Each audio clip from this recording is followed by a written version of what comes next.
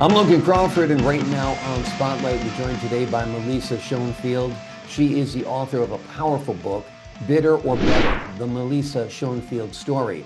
This is a riveting memoir that recounts her harrowing journey from a respected member of the community to a desperate grandmother who made a drastic decision, leading to her time behind bars and her ultimate transformation within the confines of a prison cell.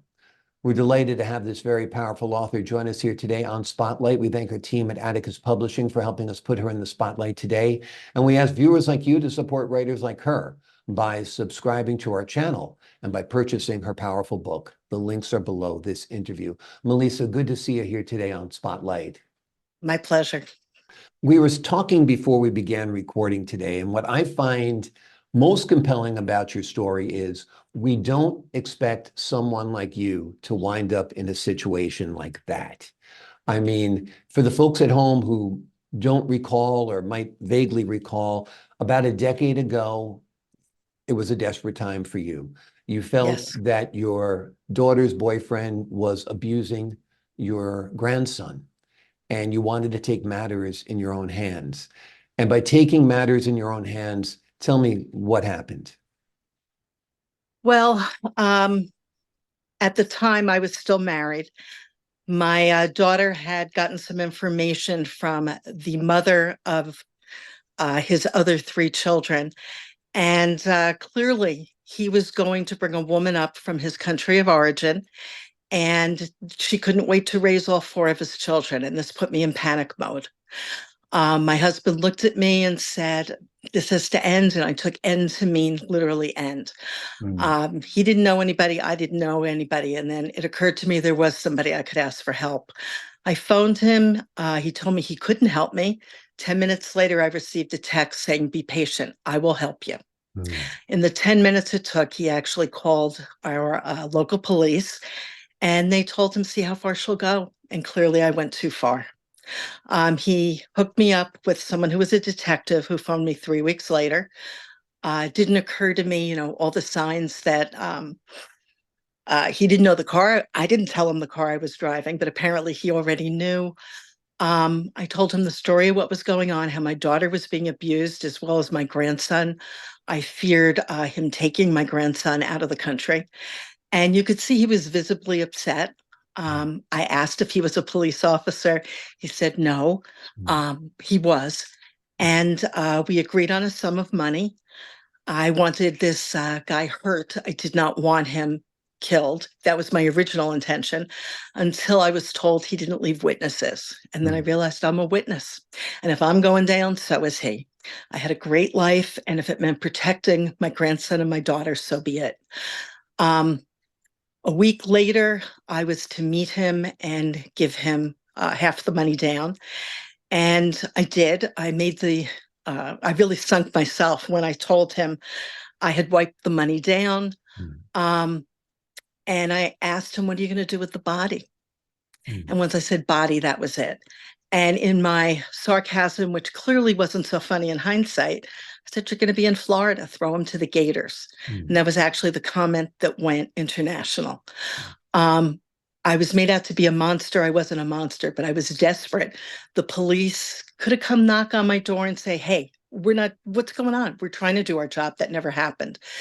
So I was arrested. I spent 4 days at our county jail.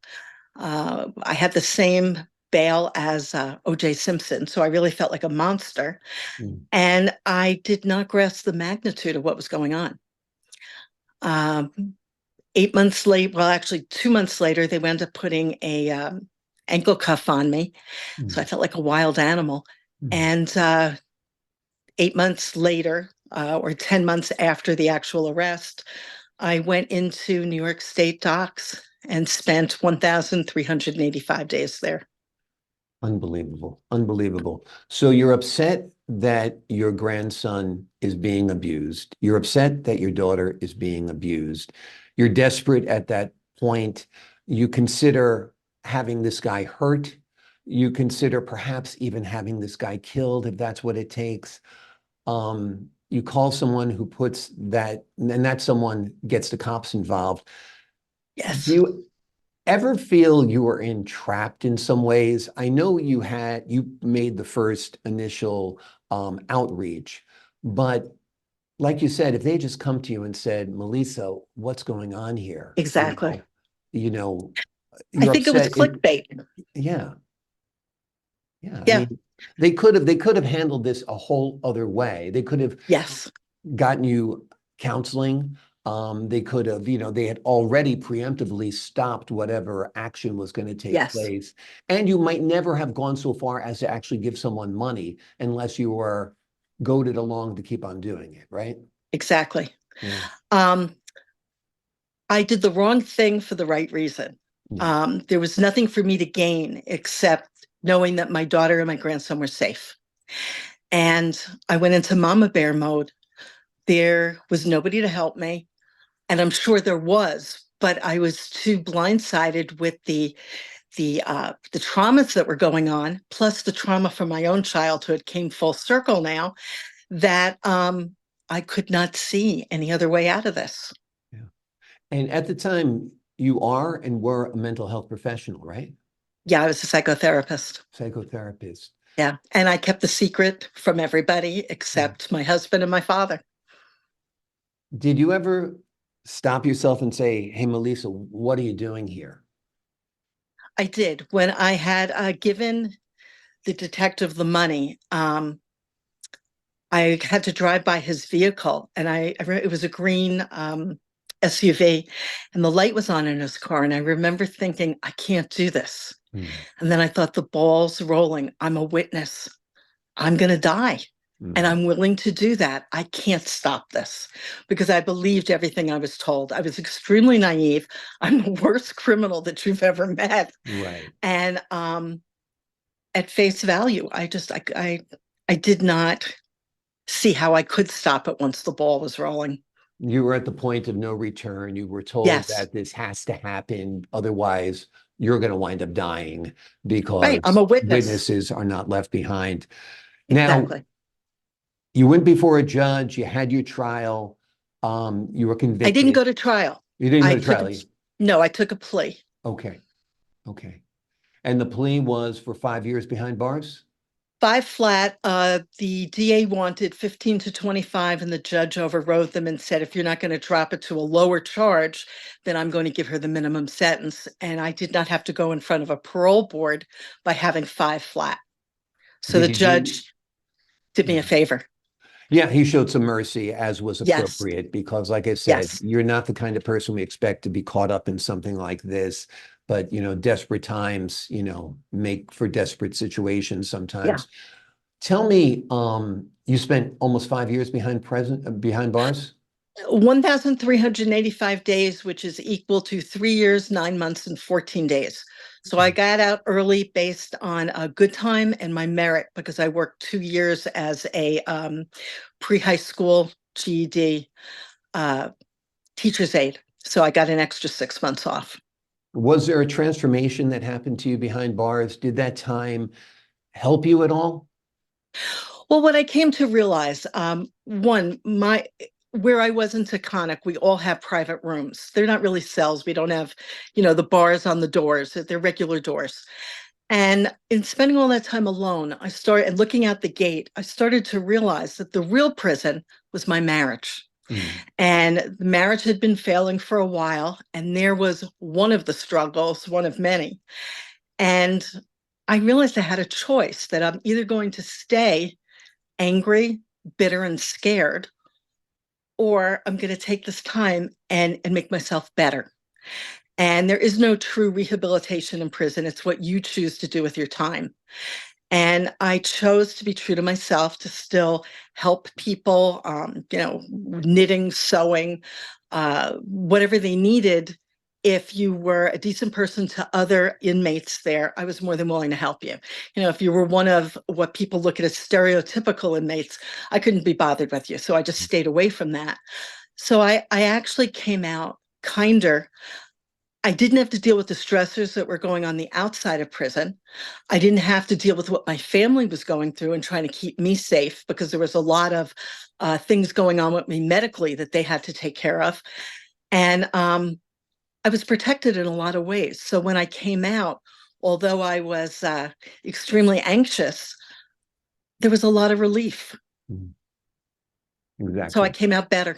Yeah, that was hence the title. I was going to say Bitter Yeah. or Better. That's the name of the Yes. book. It's written by Yeah. Melisa Schonfield. It's an unbelievable story, an unbelievable journey.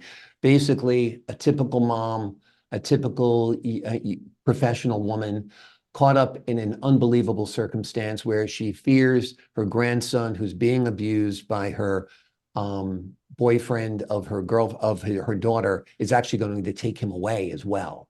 So, Right.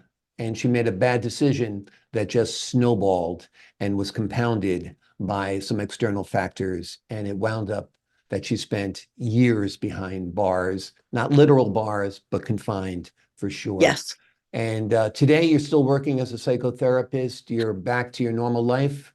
Well, I had surrendered my license before I went to prison, knowing that when I got out, there would be no disciplinary action, so I could get my license back. I'm toying with New York State right now in resubmitting my application. I've written a lot of children's books and illustrated them, although they're not published. They were all for my grandson. And it was my way of telling what was going on in prison through animals that if any of the COs in the mailroom were to open my envelope, they wouldn't realize I was actually talking about them and what was going on between them and the inmates. So it was my safety net. Um, I had written a journal and I sent the daily journal home. I was afraid of somebody taking it or in a room search, a CO taking it. And the journals are exactly what became the book, but Right. a lot of the journals are missing. So the book's somewhat fragmented. But I'm finding the other journal pieces from my daughter. She saved everything. Hmm. And I'm trying to figure out my next direction of how I want to now be able to tell everything else that happened because I've been off parole over 2 years. So I want to be able to tell exactly what went on without retaliation now. Absolutely. And this would be, of course, an unbelievable documentary, an unbelievable movie, an unbelievable TV series, um, from normal to desperate, grandmother in trouble. Uh, Melisa, thank you so much for joining us here today on Spotlight. My pleasure. Pleasure's all mine. To the folks at home, I'm Logan Crawford, thanking you for your time this time. Until next time on Spotlight.